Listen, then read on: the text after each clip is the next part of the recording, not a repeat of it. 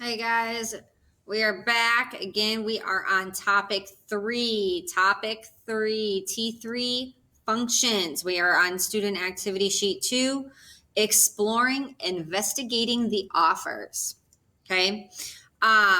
So here on this first page, what they've done is they've gone back to our vending machine problem. Okay. And what we said is we said on that first thing that our very first pop machine, the refreshments one, this one was a function. Okay. Every single one of these buttons gave us a specific output. There were no surprises. We knew that A was orange juice, B was apple juice, both C and D were milk, E was chocolate milk, and F was water. Okay. What I want you guys to know is that a type is a function of code. Okay. This gets kind of confusing here. But what I want you guys to understand, type is a function of code, meaning the function of code equals type. Okay. Our input gives us our output. So let's bring this down into some language that we can understand. I just want to make sure that we get this written down. Okay. And we'll talk about function, code, type in a little bit. Okay. If we looked at our pop drink machine here, okay, what I want you to know is the function of A, meaning when I push this A button over here, I knew that I was going to get orange juice. So that's why we say the function of A equals orange juice. When I input the A button, I get orange juice. So the function of B then, when I push the B button, I get apple juice. When I push the C button, the function of C gives me skim milk. The function of D, when I push that D button, I also get skim milk. And then the function of E gives me chocolate milk. And lastly, the function of F gives me water. Okay, so let's go back and talk about this. F of C equals T. Okay, with this, the function of the code, our C is our code. These are our buttons that we push, what our input is. If you want to mark down input there, gives us our type, our result. Okay, both C and T are going to be variables. Again, what goes in parentheses is what we want to input into the equation. What we get over here is our results. Kind of what you see is what you get, guys. What we push, what we put in is what we get out. Gives us the out. And again, C and T are things that can change. Okay, things that I can change. So let's go down and talk about the pools that we keep coming back to here, guys. We keep coming back to those darn swimming pools. Okay.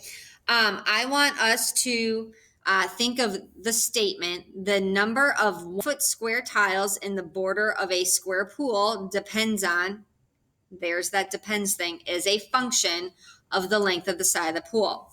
So I'm going to ask, can we complete this puzzle? Okay. So a couple things I want us to take note of before I get down in here. Okay. Because there's some things we need to know. The domain, we've talked about domain before, are our independent variables. They're independent.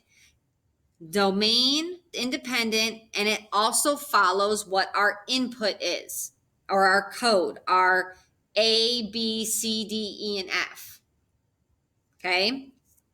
The other thing I want you guys to write down is our range. What is the range? As a reminder, range are our dependent variables.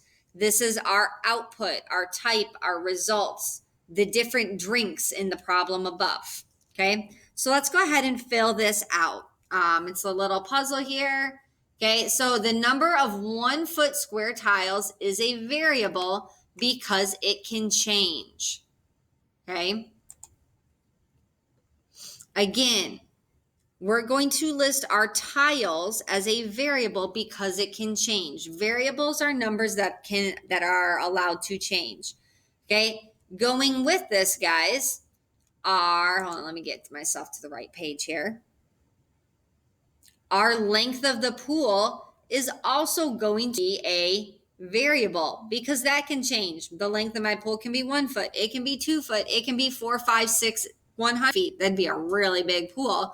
Okay. But the important thing to note here, guys, is that both the number of tiles around the pool and the size of the pool are things that can be changed depending on who you are, the amount of space you have, etc., or how big you want your pool to be. Okay, so here we are here. So we said that these were both variables. Okay, now the length of the side of the pool is what? Because it determines the number of tiles needed. Okay, it determines it, meaning it doesn't depend on it. It is the determining factor. If you maybe want to go up here with independent, maybe write determining. It determines. Okay. It determines. So determines is independent. The length of the pool is the independent variable. The number of tiles is dependent on the size of the pool. So it is the dependent variable. Okay. Let's go on to the next question.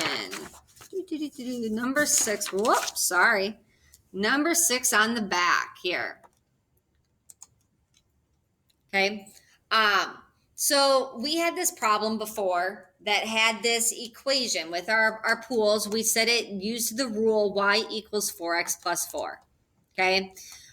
So I want to know, why is the relationship between the length of the pool and the number of tiles a function? Okay. Why is it a function? And something for us to think about here is that each possible whole number of length produced exactly one possible number of tiles in the border. Okay. So again, one length gave us a specific number of tiles. Okay. Each input produced exactly one output. Each specific length gave us exactly one set of number of tiles that we needed to use. Okay, so what I'm asking you guys now is to rewrite this equation of y equals 4x plus 4 as a function. Okay, this sounds difficult, but it's not. It simply becomes f of x equals 4x plus 4. What do these things mean? Okay, some things I want to talk about over here in our original problem, in just the original problem. Our y stood for the total number of tiles, and the x stood for the length of the pool. What this converted into was our f of x equals 4x plus 4. This f of x, guys, this whole f of x is a fancy way of saying y. F of x is the same as saying y equals. Okay. We can use other letters. We can say T of X, P of X, N of X. You can choose, guys. It doesn't matter. They're all the same. The one thing we do need to make sure that we do, though, is that we need to make sure that we put the independent and the dependent variables in the correct spots. Okay, so let's go through an example here. Okay, we've got this rose shop. With this rose shop, they are going to be selling different roses for a soccer fundraiser. Sorry, my computer's going really slow, guys. So please be patient. So we've got the roses are red, that they sell their roses for 75 cents per rose plus $20 on top. And then there's Flower Power. Okay, Flower Power has a service charge of $60. hold on, give me a second here. Flower Power has $60. Whoa, oh, my thing's not gonna let me write. But they only charge 50 cents per rose. So that's a big difference here, guys. Smaller service fee, but more per rose. Larger service fee, but less per rose. Okay, so let's go in and let's talk about each one of these scenarios. Okay, doesn't matter whether we're talking about roses are red or Flower Power. Okay, what I want to know is the blank of the roses depends on what of the roses. Okay, what of the roses depends on what? In this case, I'm going to say the total cost of the roses depends on the number of roses I buy, right? There's a fee per flower. It is, you can see over here, from roses are red, 75 cents for each rose or 50 cents from each rose from Flower Power. So we have a total cost that's going to depend on the number of roses.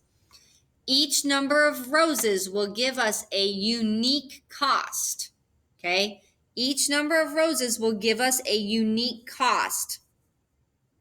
Okay? In other words, the cost of the roses is a function of the number of roses that we purchase. Okay? And then lastly, which of these is going to be the independent variable versus the dependent? Well, let's go up to what we said up here. The cost of the roses depends. So right there, depends, dependent. So the cost is going to be our dependent variable, which means that the number is going to be our independent variable. Okay, let's flip to the next page.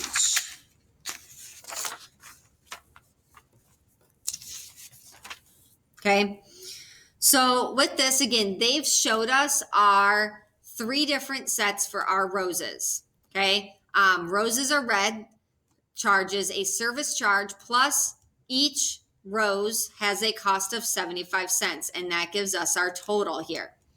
Flower Power has a service charge of $60 plus 50 cents for every single rose, and that gives us another total. So let's look at this down here, okay? On our worksheet here, they show us that using the repeated edition, we have our $20 service fee, plus 75 cents for a rose, plus 75 cents for a rose, plus 75 cents for a rose, okay? Down here at Flower Power, they've got the $60 plus 50 cents per rose, plus 50 cents per rose, plus 50 cents per rose. Guys, that's the same as saying 3 times. Okay, we did it 3 times, so 3 times the 75 cents, 3 times the 50 cents. So how we're going to write that?